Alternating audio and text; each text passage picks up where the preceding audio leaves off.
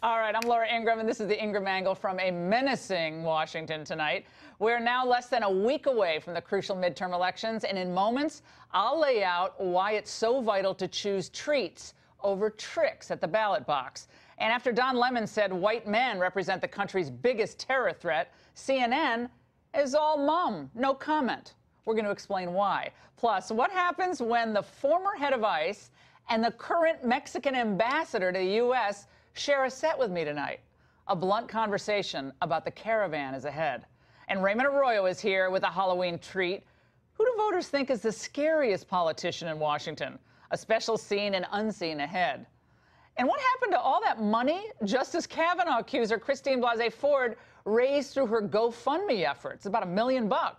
An Ingraham Angle deep dive, and I hate that phrase, tonight.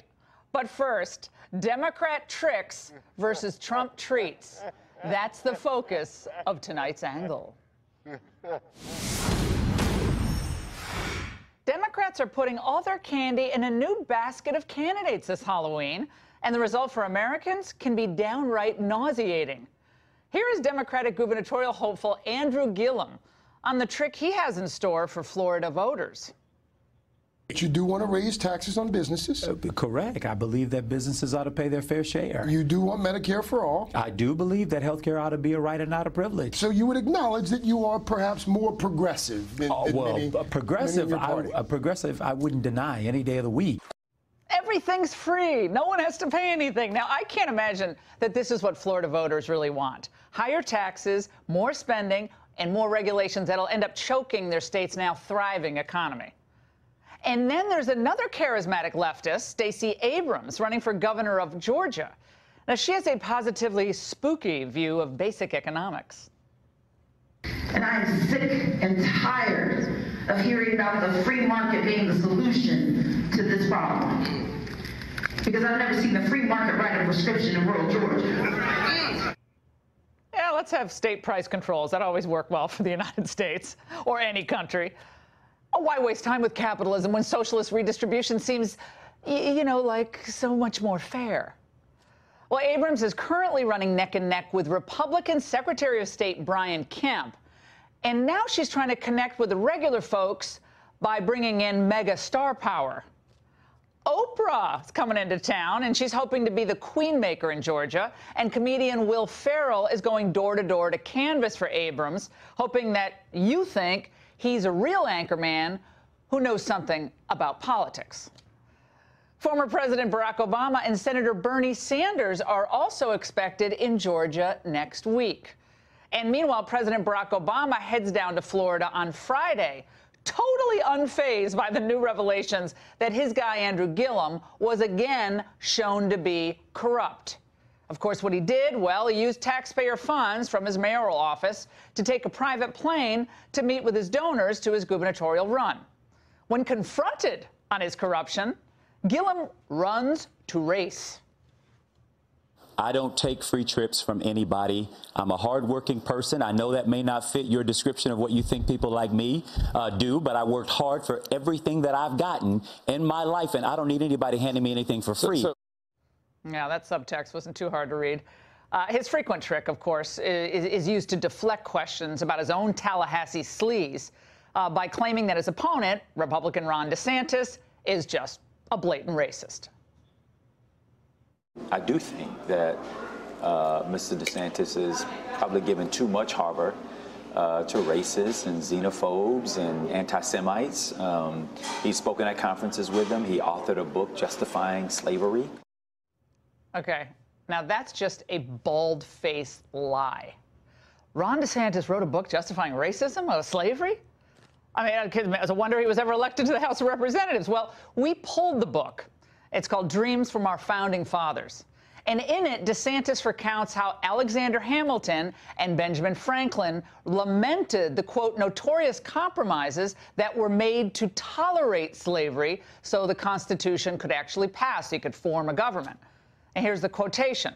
For anti-slavery delegates like Hamilton and Franklin, abolition of slavery would be a moot point if a failure to erect a functioning government snuffed out the ideals of the American Revolution in their infancy. Then the future of all Americans, the free as well as the slave, would eventually be as serfs to a despotic government. The recitation of historical fact is not racist, nor is it justifying slavery. And either Andrew Gillum is just really not all that smart, or he's purposely lying about something this awful and horrible. It's defamatory, and it should not be tolerated or rewarded by the voters of Florida. But of course, racism seems to be one of the most potent forces that the Democrats have in their trick bag this midterm season. Everywhere you turn, the refrain is the same. What I did wrong in 2016 is I overestimated white people. I didn't think white people would put him in office. So here he is running around the country, appealing to our darker angels, appealing to our hatreds and fears. And I'm supposed to believe that Delaware County in Ohio is not going to vote for him, that the suburbs in Pennsylvania aren't going to vote for him. If the evidence is there, what do you want me to do? Lie about it? I'm a journalist. I have to give the facts and the truth. The truth and the evidence points to him being a racist. He's a racist. This is race baiting taken to a new low, if it's even possible to go any lower. Rather than mount credible arguments in the face of Trump's success, it's easier to tar him and all Republicans who ever supported him as racists or just members of the Third Reich. They're completely race-obsessed on the left. Here's Indiana's Democratic Senator Joe Donnelly, who recently attempted to brag about some of his employees, or at least about their ethnicity. Our state director is Indian American, but he does an amazing job. Our director of all constituent services, she's African American, but she does an even more incredible job than you could ever imagine. I don't know what that is. It takes your breath away. And at a moment when the country is focused on immigration and securing the border, Texas Democratic superstar Beto Robert Francis O'Rourke dropped this treat on MSNBC's Chris Matthews. He slipped it in his view of the border while talking about how he met his wife. We met on a blind date in El Paso before Tinder, and took her over the bridge to Ciudad Juarez, our sister city, had a margarita at the Kentucky Club, and we just really hit it off. And I tell that story to folks to kind of remind them of the binational nature of the U.S.-Mexico border. Somehow, somewhere, that passes as really intelligent, the binational nature of the border. Well, a border is between two countries, right? So there are two, but what does that mean, binational nature? They're two distinct nations, and a border should be protected, Robert. But now compare all those Democratic tricks, the tax hikes, the empty racism charges, the vision of an open border, abolishing ICE, all that stuff, to Trump's treats. Now, under this president, this news came out today, wages and salaries rose 3.1% in the third quarter, the biggest increase in a decade. The GDP expanded by a 3.5% annual rate, ahead of the 3.4% expectation. African American and Hispanic unemployment are at historic lows. And the president is taking real steps, like sending 5,000 troops to the border, to protect our sovereignty. And your bottom line, your wallet. You'll note the Democrats don't really offer any cogent argument or response alternative to the Trump record, because they expect to win via a sustained campaign of anti-Trump anger and race baiting. But like old Halloween candy, none of that's going to satisfy or sustain the country. And it'll just give you a really bad aftertaste in your mouth. It's kind of bitter. And that's the angle. All right, joining me now to discuss on this Halloween, Dan Bongino, a former Secret Service agent, Scott Bolden, Democratic attorney, and Matt Schlapp, chairman of the American Conservative Union. Matt, let's start with you. What will happen to the Democratic Party if they can't win this midterm cycle? They are moving further to the left, it seems like every day, and every day there is something, in my view, more unconscionable said about racism.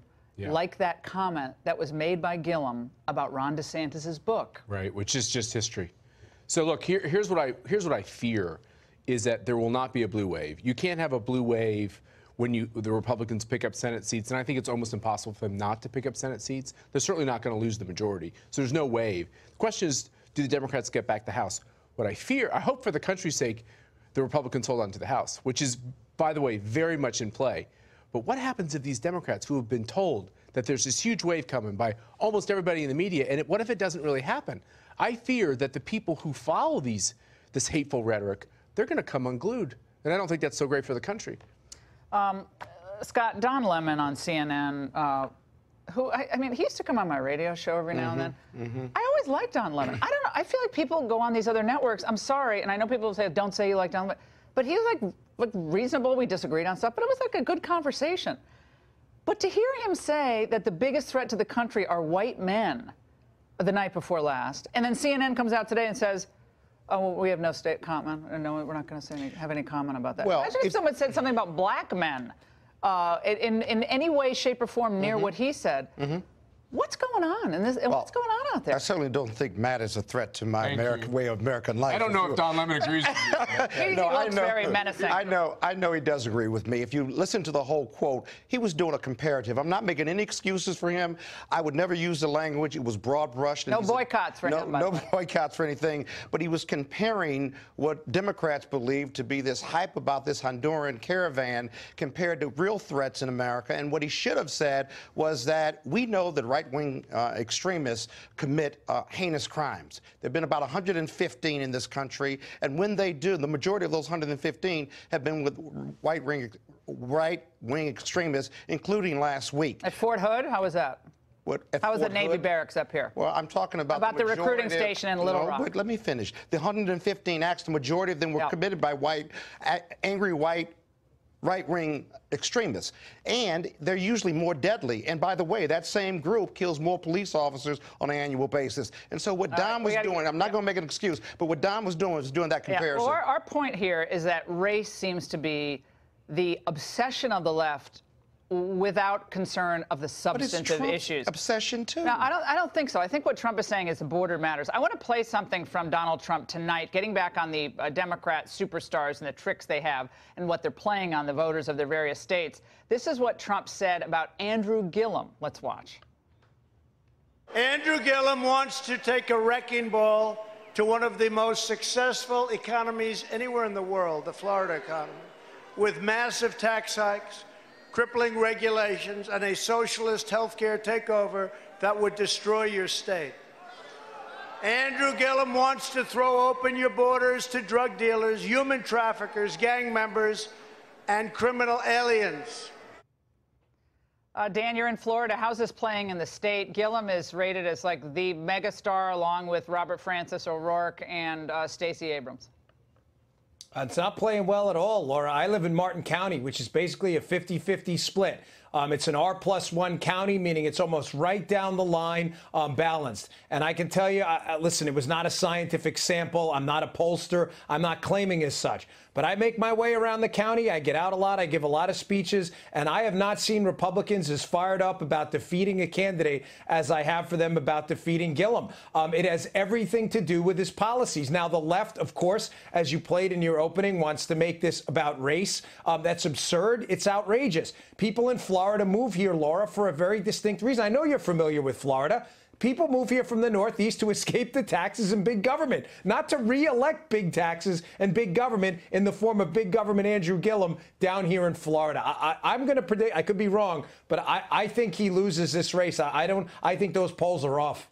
Oh, I think all the news that's come out about taking the official money and the plane to the donor meeting and the FBI surveillance and dealing with, I think all of that is bad. I want to get to something that happened on The View, Matt, yesterday. This was Abby Huntsman, an interesting interview with Stacey Abrams. Let's watch.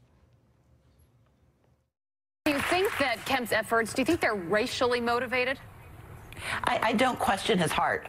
I do question the results. And we know that he has disproportionately purged voters of color, stopped voters of color, arrested voters of color. And that's problematic because regardless of his intent, the result is that racial bias has been injected into our system. Well, I guess you could say that about Rahm Emanuel because in Chicago, people of color are also arrested. And in Hartford, Connecticut, people of color, I mean, that's a cute little trick. She's clever. She's clever. She got a lot of praise for saying, I can't question his heart. Right. But he's a terrible guy who's, by the way, all those things are crimes. You can't keep someone from voting who's legally gone through the process to vote. All that he's talking about, and other folks who care about integrity of these voter lists, is we have to spend money on making sure these lists comport to reality and that the people on those lists are actually eligible to vote. This is about one man, one vote, because if people who aren't eligible to vote do vote, they dilute my vote, they dilute your vote, they dilute everyone's vote. But these so voters this is aren't actually ineligible. a constitutional question. But they're not ineligible. You can't under kick the law off a list if they're legally to be on it.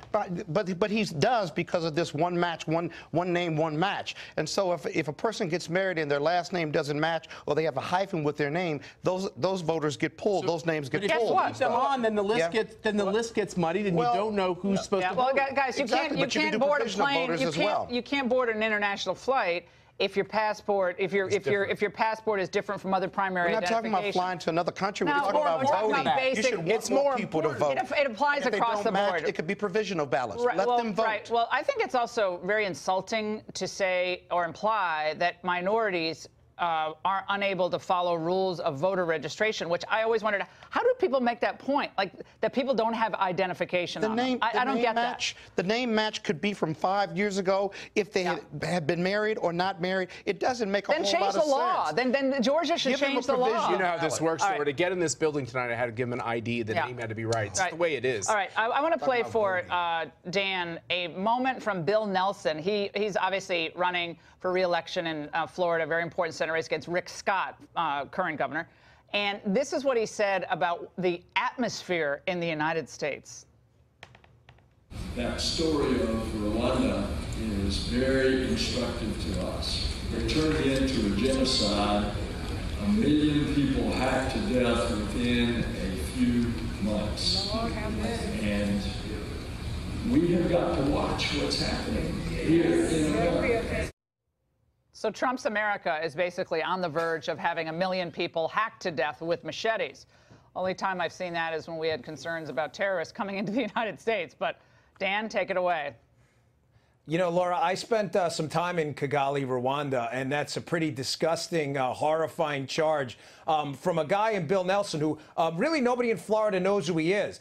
When you go around and ask about Bill Nelson, they go, oh, that old senator from Nebraska? No, the guy here in Florida. We have a senator named Bill Nelson. Nobody knows it. No, I'm not kidding. Nobody knows who. Matt, come on, Matt. So tell me I'm lying here. Come on. They have no.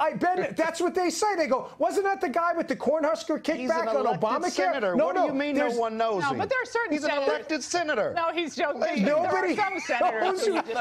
He's Senator what's his name? He knows this. He gets elected because he runs under the Democrat line. Nobody knows. But the point, that is an absurd, absolutely outrageous comparison. Laura, if Trump is some kind of a fascist, he is most assuredly the worst fascist in human history, trying to shrink government, decrease the power of a government, give you back your own money, school choice, give you back your own health care. The whole idea of a fascist is to empower government, not to disempower it. This is just idiotic nonsense. All right, I give you all treats tonight. All of you treats. No tricks for you, because you are all good.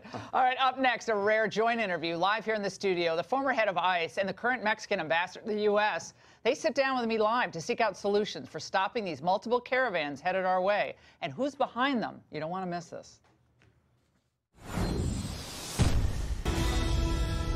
We have been trying to avoid at all costs violence in the border. Unfortunately, some of the people in the caravan have been very violent against authority, even though that they have offered the possibility of entering in compliance with immigration law and refugee status. The Mexican ambassador to the United States saying what many of us fear is actually happening in this caravan moving closer to our southern border. In fact, border officials say the majority of the migrants are single adult men. Only about a third of them are family units. Joining me now in a truly unique interview together, Mexican ambassador to the U.S., Geronimo Gutierrez, and former acting ICE director Tom Homan, who is now a Fox News contributor. Now, let's start with you, Mr. Ambassador.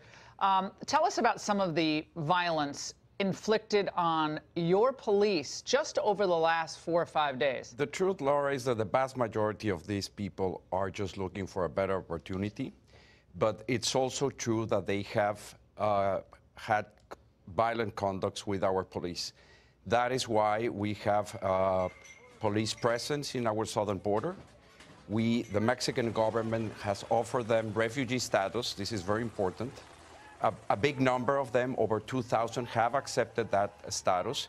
And we continue to work to achieve making sure that there's also safety, but that the law is upheld. So when they pushed through that barrier at the Suchiate Bridge, am I getting that right? Suchiate Bridge. When they pushed through, then they crossed that river, the Suchiate River. They were supposed to stop. They didn't. Right? Is that a violation of Mexican law? What we have made it very clear to everybody is that anybody that comes into Mexico must do so legally in compliance with immigration Is that law. legal, what we're seeing in those videos? No, but the fact is that, and you can understand from a moral point of view, we have to, look after the safety of the children and the women that are there. Now, the Guatemalan minister yesterday, Minister of Security yesterday, told us that the women and the children, in some cases, are being used as shields, as they were in Guatemala. Put them up front, so any pushback would appear to be heartless, horrible, callous, terrible. Is that happening? We have very precise protocols. Our police is well trained, and we have human rights agencies there and NGOs, taking a look at everything that is going on there. Tom, the NGOs, in my view, however, are part of the problem. Pueblos Sin Fronteras. Pueblos Sin Fronteras is a group that helped organize the caravan last spring, and they're coaching a lot of these migrants on the ground, especially in Mexico, and they are assisting the caravan moving up north, correct? Absolutely. They've done it in the last caravan. They'll do it in this caravan. And what does the United States at this point do? You worked with Mexico before when you were acting ICE director. We have a better relationship with Mexico, I think, now than we've had in quite a long time. We're actually trying to cooperate and get things done. Actually, when I was ICE director, I had a good relationship with the ambassador. I still do. We worked on a lot of good things together. Look, Mexico has helped in many ways. The last couple of years, they have arrested a lot of Central Americans on their southern border.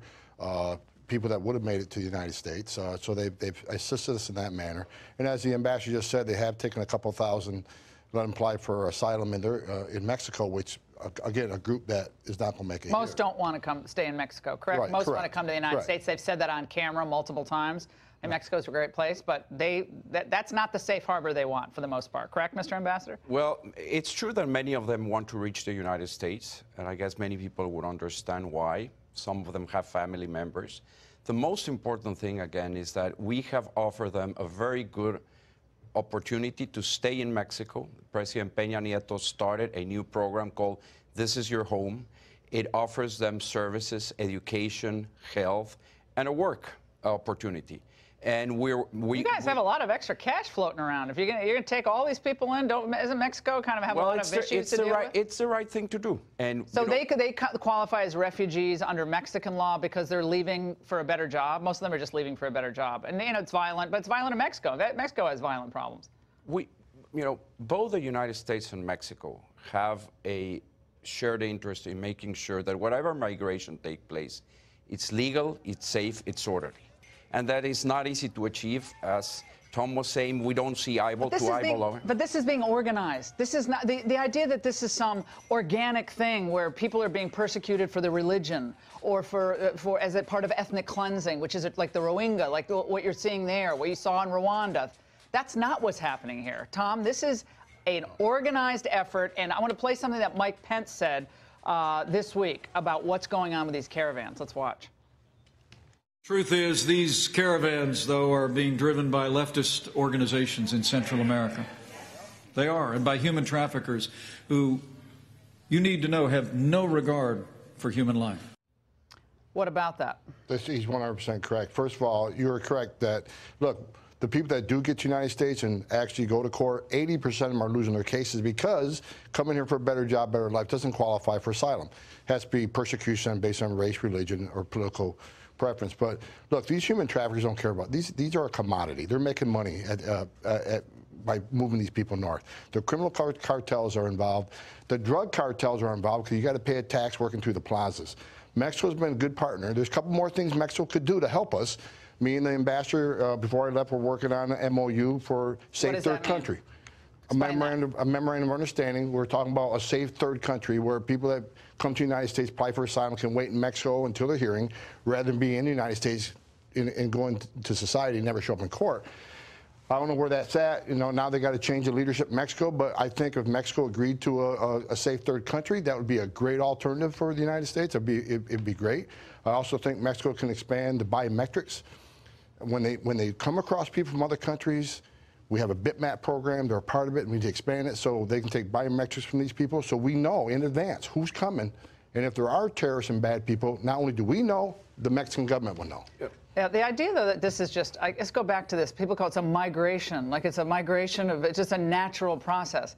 This is an organized effort, and we had the Honduran left-wing politician who was pulled out of the migrant caravan on the first few days of the caravan. He was pulled out and arrested, along with 2 others. There's a sense that Venezuela has its hand in all of this as well.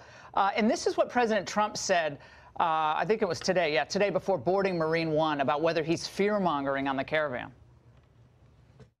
No, not fear-mongering at all. We have about 5,008. We'll go up to anywhere between 10 and 15,000 military personnel on top of Border Patrol, ICE, and everybody else at the border.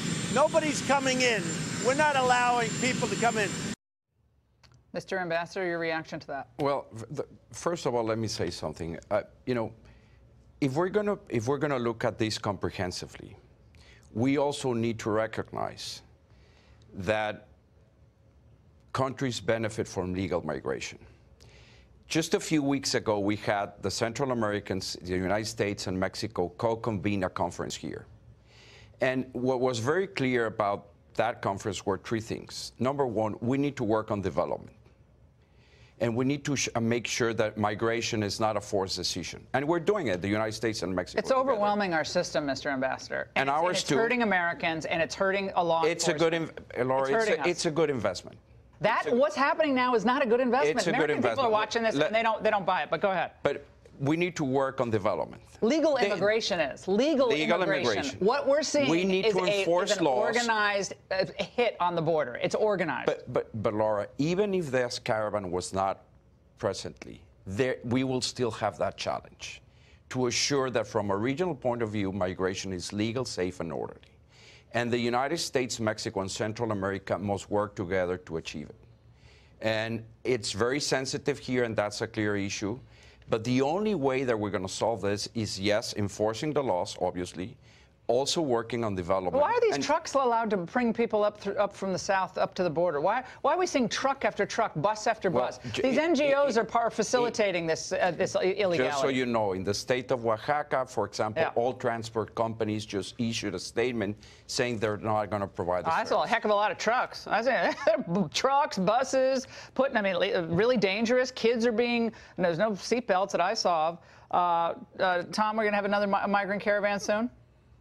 After the second one we have? First of all, the president's not fear-mongering. This is a national security issue. Bottom line, border security is national security.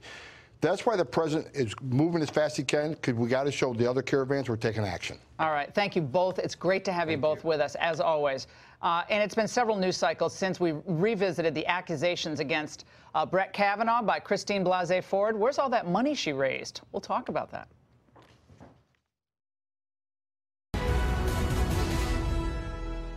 It's time for our Seen and Unseen segment. Tonight's edition, Barbra Streisand is going on the road and binge eating something. And just in time for Halloween, who do voters think are the country's scariest politicians? Joining us with answers, Raymond Arroyo, Fox News contributor, New York Times bestselling author of the just-released paperback. I love this book, Mother Angelica, Her Grand Silence. It is awesome, Raymond. What's eating at Barbra Streisand? Well, Trump and the daily news cycle. And she claims, Laura, that not only that, Trump has forced her to eat. Here's a quote from an interview she gave to the New York Times today. She says, "I'm just so saddened by this thing happening to our country. It's making me fat. I hear what he said now, and I have to go eat pancakes now. And pancakes are very fattening." Now, Laura, she's channeling her rage, not only at the maple syrup and the stack of pancakes, but into new music. She's released an album called Walls, which comes out this week. Here's a track. I want to give you a preview. A music video that she's written and directed. Dogs across America, cover your ears with your paws. Sample. Watch. How do you sleep when the world keeps turning? All that we built has come undone. There's more auto-tune here than an Ariana Grande album or 3. I mean, I can barely hear Streisand through all the auto-tune. Oh, no. Anyway, look, this is angry music. It's divisive political It's just music. bad music. Well, it's not why people come to Barbra Streisand. So now she's saying this. Heed this. Listen closely. She told the New York Times, I've been thinking about, do I want to move to Canada? Please. I don't know. Now, I thought about this. If she's going to Canada, perhaps there's a way to quickly get up to Vancouver, let's say. She's already in the carpool karaoke with James Corden, so go all the way. Do you really have to hear music? Don't tell me not to live, just sit and putter. Life's candy and the sun's a ball of butter. Don't bring around the clouds to rain on my parade. Let me just say about that. That's a preview. She has her own backing vocals underneath. Oh, yeah. Well, they're playing the original come soundtrack. on. Here's the deal. She couldn't hit that note if her life depended on it. At least she'll have someone she likes to listen to on her way up to Vancouver, herself. Remember, Chelsea Handler, Snoop Dogg, Lena Dunham, they all promised to leave the country if Trump won. Alex They're still Baldwin. here. Alex but they're still Baldwin. here, and she'll be here, too. Why don't they go to Mexico? Got to Why go do to they always go Kanye to West. Canada? There's another celebrity, Laura, in the glare of politics. Kanye, can you believe this? It's only been 3 weeks since he sat in the Oval Office with the president.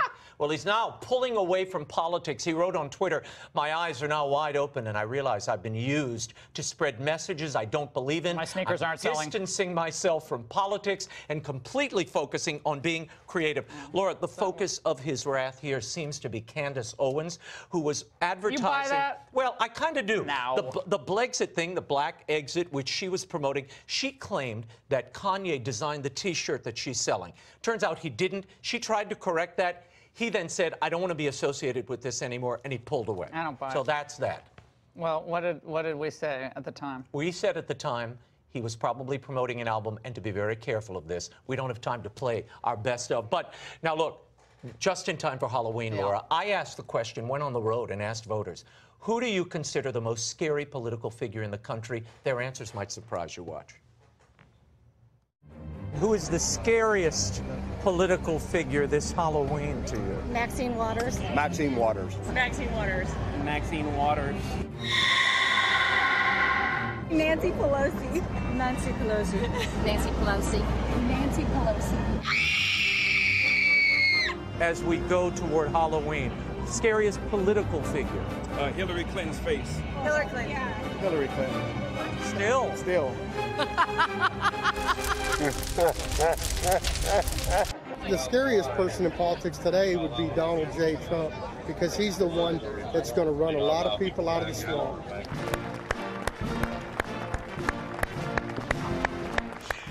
I love the guy in the So ski hat. Trump ended up being the scariest of all because he can repel all the other frightening characters. So they said in Houston. Back to Kanye, though. Yes. You said. You want to play? Do we have time to play that little clip? Please. No, they don't have time. They're telling us we don't have time. Okay, no time. All right, no time. Anyway, we did say, both of us. Beware. And Kanye is learning the lesson that Barbra Streisand, I think, will learn. Keep to what you do. Entertain us. Keep the politics out. If you don't, you're going to suffer. Kanye's last album only sold 60,000 copies. He's got a new one dropping in November, and he wants that one to sell. That's what explains this. Well, Ben Affleck did really well after he worked with Hillary. Didn't he have a big... Oh, what? yeah. Anyway, guys. Okay. All right, thanks, Raymond. See you later for our first anniversary unending celebration. Apparently just never stops. It goes on. Don't miss that. But next, remember all the pundits and politicians who told us that Christine Ford had nothing to gain by coming forward to accuse Justice Kavanaugh of sexual assault? Well, that's not the whole story. Joe DeGenova and Harmeet Dillon are here next to break it all down.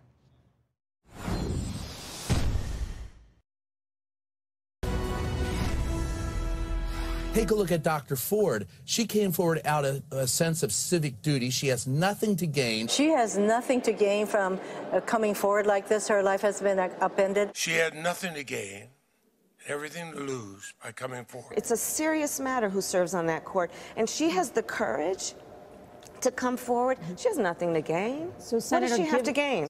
Oh, really? Well, it seems that she did have something to gain. According to the GoFundMe account set up, all those on her behalf, she raised nearly $1 million in donations, and at least one report says she's received several book offers to boot.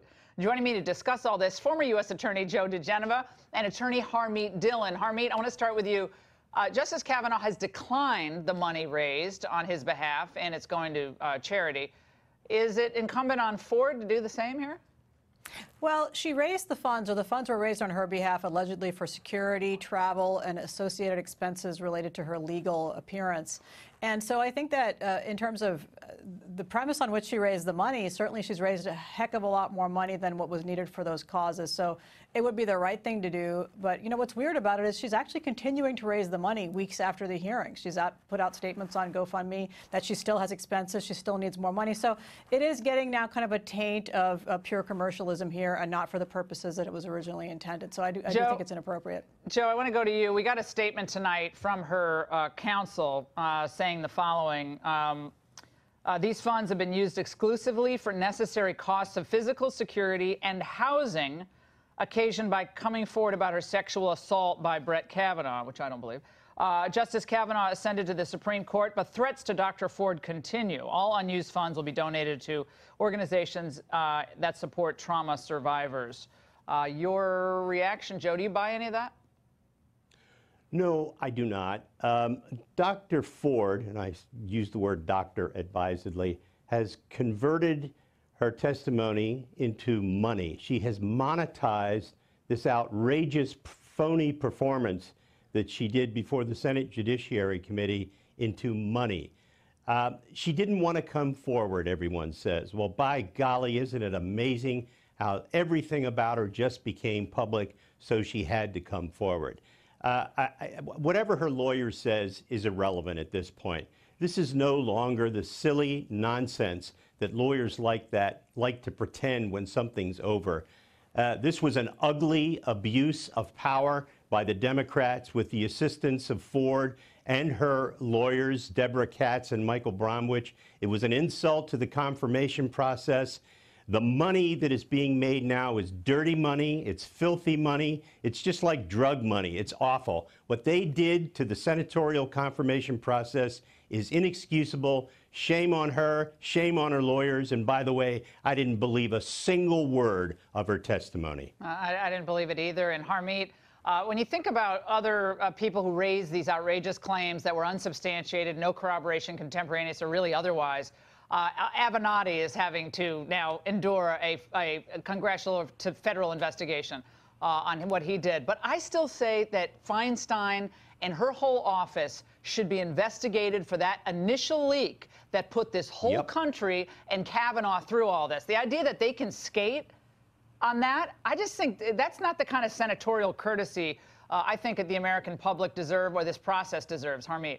I completely agree with you, Laura. The senators in question have absolutely made a mockery of this process and casually drive-by destroying of people's lives without any consequences. And it's been going on for a while. And when you couple this particular episode with the fact that around the election, major Democratic donors were offering, $750,000 and up to people to accuse Donald Trump of, gross crimes, what you have to completely disregard. There's no barriers for these people. There's no boundaries. There's no decorum.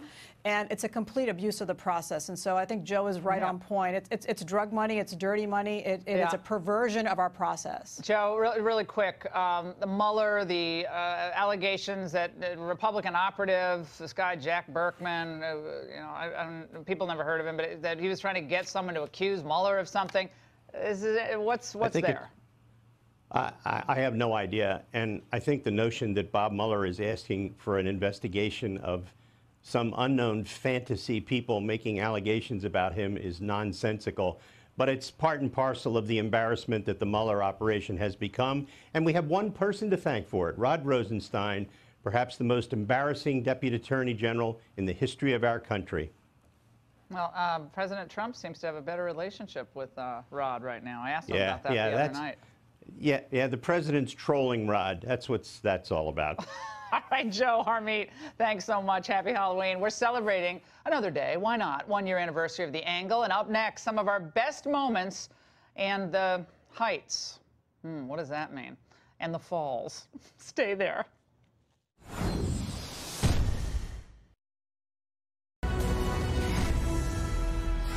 Okay, you don't want to miss this. Without further ado, here are more of our favorite moments from year 1 of the Ingraham Angle.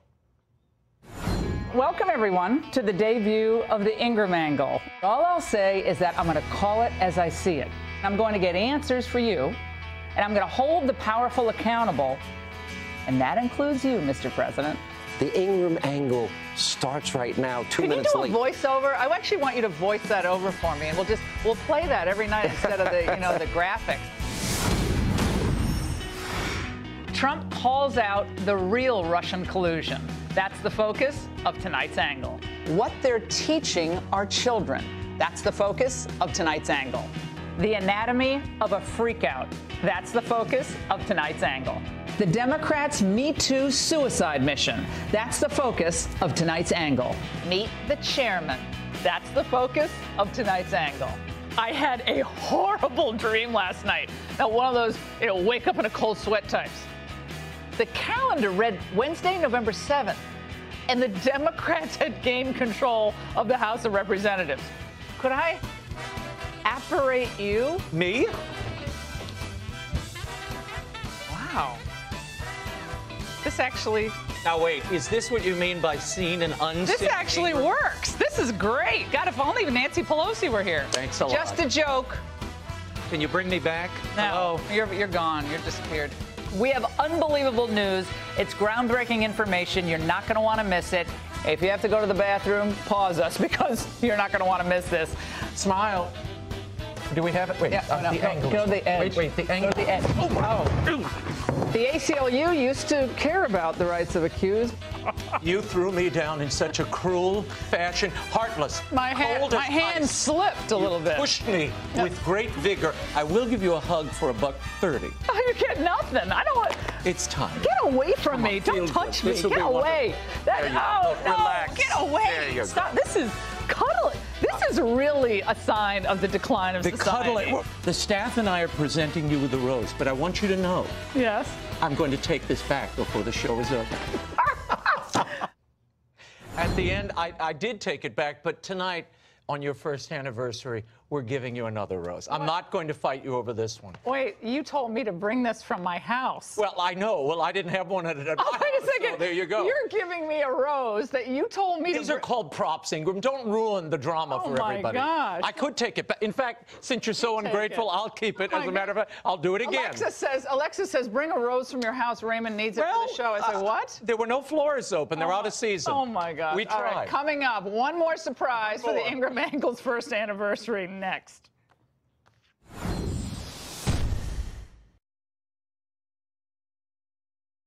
Okay, I told my kids would show the photo of them tonight. Do we have it? When they went out trick-or-treating. Oh, there they are. Maria's an M&M. Nico's a Jack Sparrow. And Dimitri is the, what is that? The Grim Reaper. The Grim Reaper. Okay, all right. We're going to do, we have to light the final cake. And, oh, my God. I'm Raymond. so sorry, Laura. Oh, my God. Oh, it's a fake cake. You are the worst. You are the worst. Oh, my God. I was like, why are they getting another cake? Throw at you with great force. All right, Shannon Bream has got to rescue me in the Fox News at 19. Shannon, bring the hijinks to your studio.